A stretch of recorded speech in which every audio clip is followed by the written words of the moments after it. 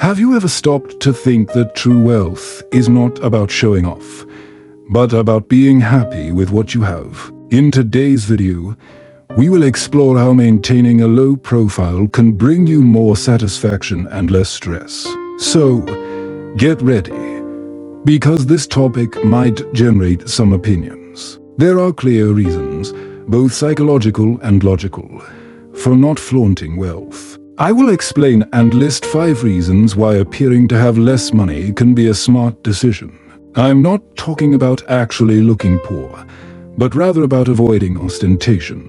Let's go. 1. Avoiding lawyers and the curious. Many people who win the lottery say it was a big nightmare. The main reason is that suddenly everyone starts meddling in your life, and you end up dealing with lawyers and all the stress that this brings. Another issue that if everyone knows you have money, it's an invitation for someone to try to take a piece. They say Mark Cuban mentioned that one of the worst parts of getting rich was having a bunch of people taking advantage. A good strategy to appear poor is to keep your name off public records. In our classes on tax and asset protection, we always talk about this. Basically, it's about making it so that people can't see what you own in public records, so they can't search and find out about your properties or businesses. It's possible to keep your name off the radar, so acting as if you don't have much can be as simple as not leaving traces of wealth in public records.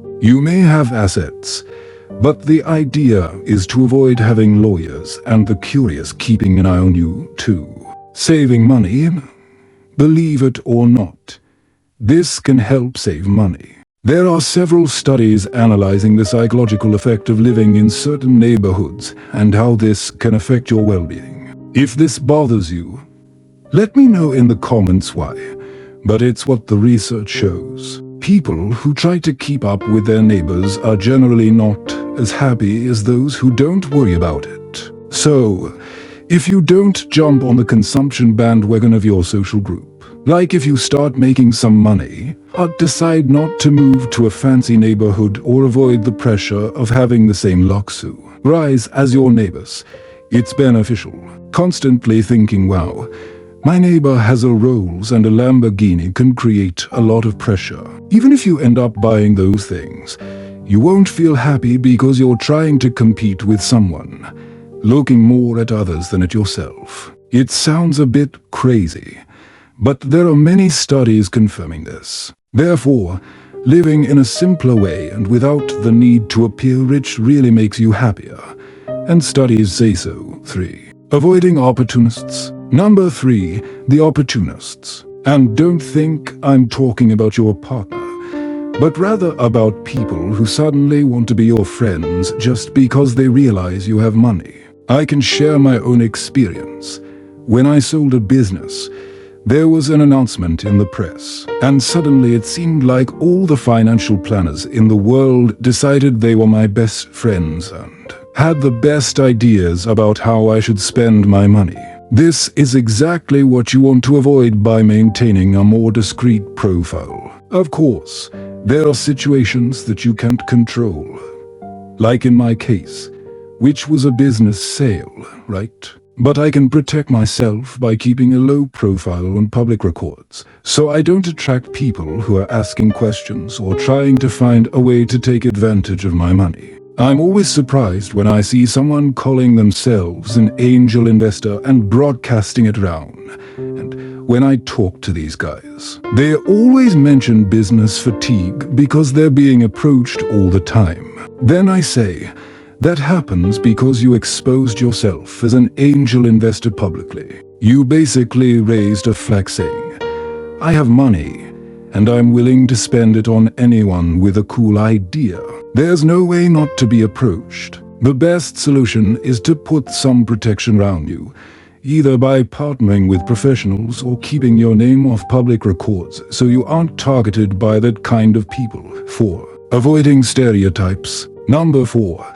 And this is an interesting point.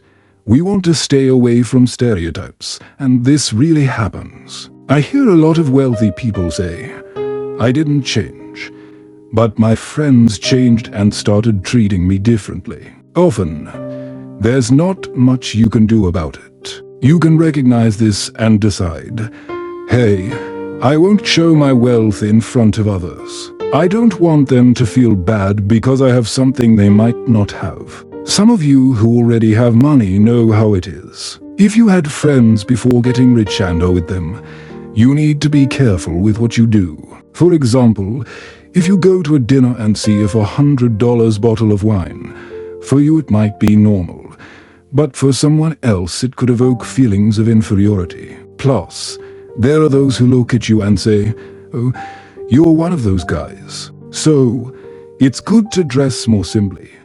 Be sensitive to this, and be aware that if you overdo the ostentation, you might be judged for it. Depending on your social group, this might not be cool, especially for you and your family. It might be a good idea to hold back just a little. And, again, I see a lot of people who, upon making money, want to buy the most expensive car right away, the giant house, the luxurious boat, and go on a million trips, sharing everything on social media. But there are those who look at you differently because of that. Just stay aware. 5. Satisfaction in having enough. Number 5. This is one of my favorite points. Not appearing rich because you have enough and are satisfied. I think it was Kurt Vonnegut who mentioned an editor friend who was in the Hamptons, surrounded by billionaires. He commented, "Doesn't it bother you to know that one of those guys makes more in a day than you've ever received as an editor?" In this case, he had written a successful novel, and the editor replied, "No, because I have something they will never have." The friend asked, "What is that?" And he replied, "Sufficiency." We all know people who are always after more. I often call them rich, miserable bastards. They still haven't understood that true happiness comes from learning to feel satisfied. And there's a lot of value in saying, hey, I'm driving my truck and wearing my jeans. I'm happy with my life. I like my family and the people I work with. Sure, I could have a private jet, a Rolls Royce, or spend $10,000 a night on parties and everything else, but that wouldn't bring me happiness. Realizing, hey, this isn't going to make me happy is a crucial part of achieving that satisfaction.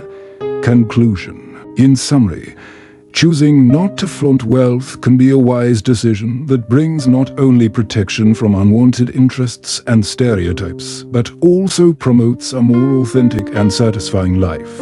By valuing simplicity and being content with what we have, we can build more genuine relationships and maintain a healthy perspective on money and happiness. After all, true wealth isn't just in the bank account, but in the ability to recognize and appreciate enough, finding contentment in life's small things. So, the next time you face the temptation to flaunt, remember the advantages of staying discreet and the importance of cultivating a life rich in experiences and values rather than just in material POS. Sessions. True happiness is where you seek it, and often it resides in humility and gratitude for everything you already have. If you liked this video and want to learn more about how to live a full and authentic life, don't forget to subscribe to the channel and turn on notifications. Leave your comment about your own experience with wealth and satisfaction. Let's embark on this journey together.